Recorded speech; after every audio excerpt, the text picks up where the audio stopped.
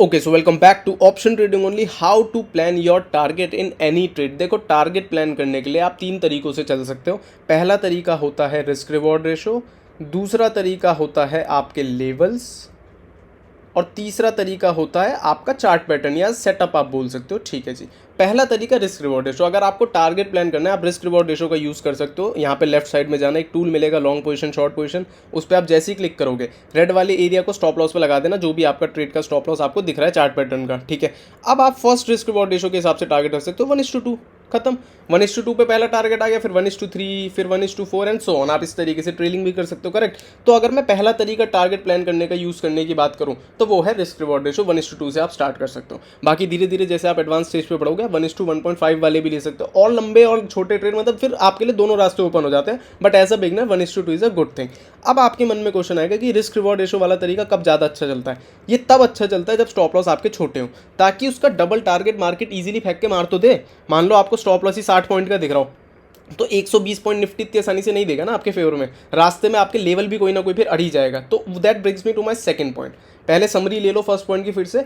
जहाँ पे stop loss छोटा होता है वहाँ पे रिस्क रिवॉर्ड रेशो वाला तरीका टारगेट प्लान करने के लिए अच्छा यूज़ होता है। Okay, now my second point, levels. जब आप अपनी स्क्रीन पे लेवल ड्रॉ करके रखते हो और मान लो आपके ट्रेड के बीच में कोई लेवल अड़ रहा हो, टारगेट आपका और ऊपर का हो मान लो, और रास्ते में अड़ रहा हो लेवल आपका, तो आप ऐसा कर सकते हो कि टारगेट आप लेवल तक का ही प्लान रखो।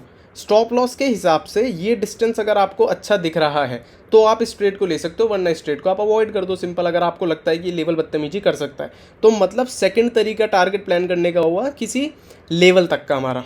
ठीक है, कोई लेवल हो या कैंडल की भीड़ दिख रही हो जहाँ पे मार्केट फंस सकता है, या कोई डे हाई अड़ रहा हो या कोई डे लो अड़ रहा हो, मतलब बेसिकली कोई भी चार्ट में प्रॉब्लम अड़ती हो तो वहाँ तक का आप टारगेट प्लान कर सकते हो। उसके बाद फिर वो एंटायरली डिफरेंट स्टोरी है कि भैया रेजिस्टेंस स्ट्रॉन्ग है या वीक है, मार्केट किस तरीके से तोड़ रहा है। स्ट्रॉन्ग रेजिस्टेंस भी टूट जाते हैं अगर मार्केट अपने तरीके से तोड़े तो, और बिना तरीके के तोड़ेगा तो भैया वीक रेजिस्टेंस से भी पलट जाता है मार्केट, है ना। वो आपको मार्केट को देखना पड़ेगा। बट एक मोटी मोटी थिंकिंग अगर रखोगे तो वो यही है कि किसी लेवल तक का टारगेट आप रख सकते हो बहुत ईजिली। ये हो गया आपका सेकंड तरीका।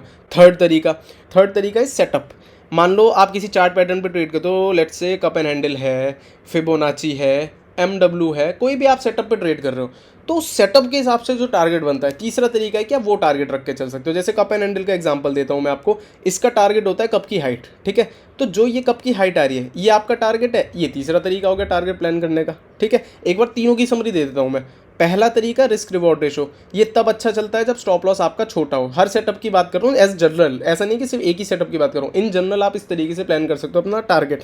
रिस्क रिवॉर्ड रेशो पे आप मिनिमम रख के चल सकते हो स्टार्टिंग में 1:2, दैट्स अ गुड थिंग। ये तब अच्छा चलता है जब स्टॉप लॉस छोटा होता है। दूसरा तरीका मैंने बोला लेवल या चार्ट की कोई प्रॉब्लम, मतलब अगर आप किसी रेजिस्टेंस या सपोर्ट लेवल तक का टारगेट रख के चलते हो कोई दिक्कत वाली बात नहीं है। वैल्यू फॉर मनी ट्रेड आपको दिखना चाहिए।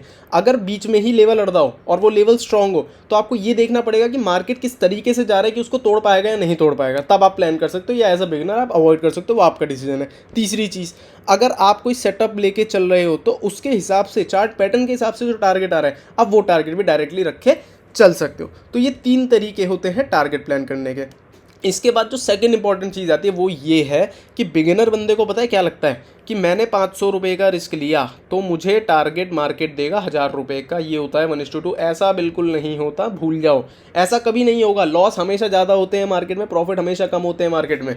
तो इसका सॉल्यूशन होता है ट्रेलिंग। ट्रेलिंग के ऊपर भी आगे मैं जरूर एक वीडियो बनाना चाहूँगा। कमेंट में मुझे बताना किस किस को ट्रेलिंग स्टॉप लॉस पे वीडियो चाहिए। That's it. सेकेंड चीज़ आती है कि आपको ये लगता है कि इंडेक्स चार्ट तो मेरे चाचा का है और जो मैं लॉट ले रहा हूँ वो मेरे पिताजी का है। ऐसा नहीं होता।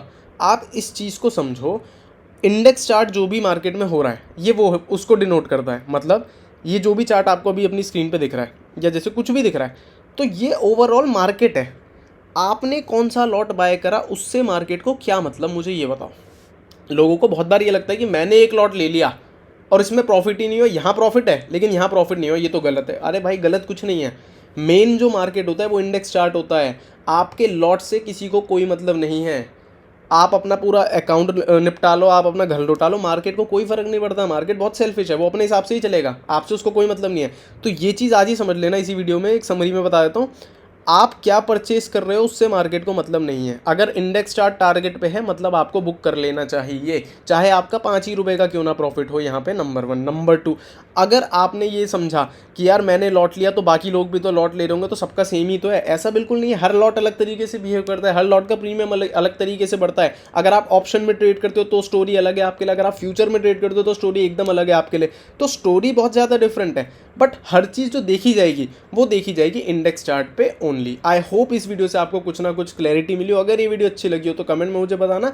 किसी ने स्टॉप लॉस वाली वीडियो मिस कर दी है तो भाई ये लो एंड कार्ड मैंने लगा दिया। लाइक शेयर सब्सक्राइब सब कर दो। अगली वीडियो में मिलते हैं। Okay bye.